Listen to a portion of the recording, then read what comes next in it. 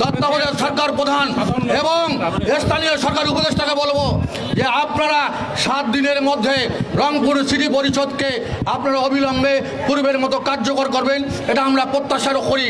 আর যদি না করেন, ঈদের পরে 12 অথবা 13 তারিখ থেকে লাগাতার কর্মসূচি হবে এবং এই সিটি গেটের সামনে মঞ্চ হবে। যতক্ষণ পর্যন্ত আমাদের এই সিদ্ধান্তে আমরা বাস্তবায়ন করতে পারি নাই, ততক্ষণ পর্যন্ত লাগাতার কর্মসূচি ঘোষণা করা হলো। প্রিয় ভাই সাহেব, আসলে আমরা যে রংপুর সিটি কর্পোরেশন নির্বাচন হয়েছে, বাংলাদেশে কোথায় কি হয়েছে জানি না, তবে রংপুর সিটি কর্পোরেশনের নির্বাচন একটি অবাধ, সুষ্ঠু এবং নিরপেক্ষ নির্বাচনের মধ্য দিয়ে আজকে রংপুর সিটি কর্পোরেশনের 44 জন কাউন্সিলর এবং একজন মেয়র নির্বাচিত হয়েছে, যেখানে 198টা ভোট সেন্টারের মধ্যে একটা ভোট সেন্টারেও কোনো কমপ্লেইন হয় নাই। সেই নির্বাচনে নির্বাচিত জনপ্রতিনিধিরা স্বাভাবিকভাবেই এই 5 বছর এই পরিষদ চালার কথা, কিন্তু হঠাৎ করে আপনারা এই পরিষদকে বাতিল করলেন।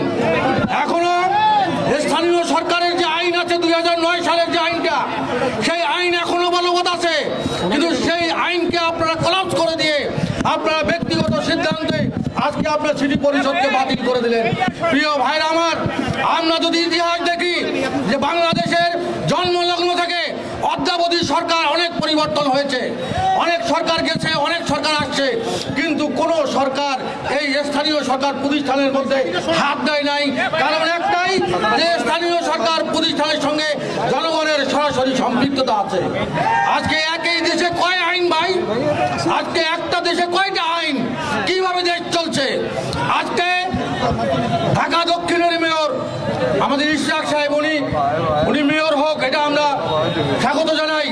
আজকে চিটাগাংয়ের মেয়র যারা ভোটে অংশগ্রহণ করেও, ভোট বয়কট করেও তারা আজকে মেয়র হয়েছে, তাকে আমরা স্বাগত জানাই।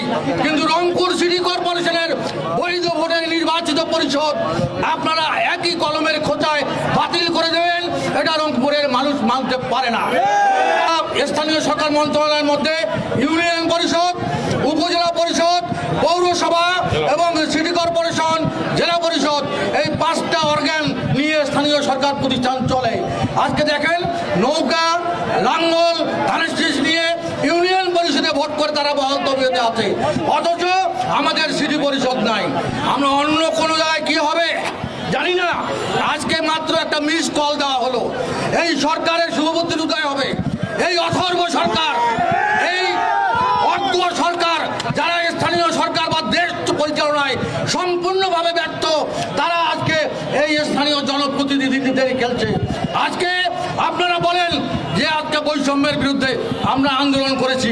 বৈষম্যের বিরুদ্ধে আন্দোলন যদি করে থাকে, রংপুরের সারা দেশের মধ্যে একমাত্র জনপ্রতিনিধি যিনি রংপুর সিটি কর্পোরেশনের মেয়র এবং পরিষদ, আমরা এই আন্দোলনের সমর্থন দিয়ে সব ধরনের সহযোগিতা করেছি।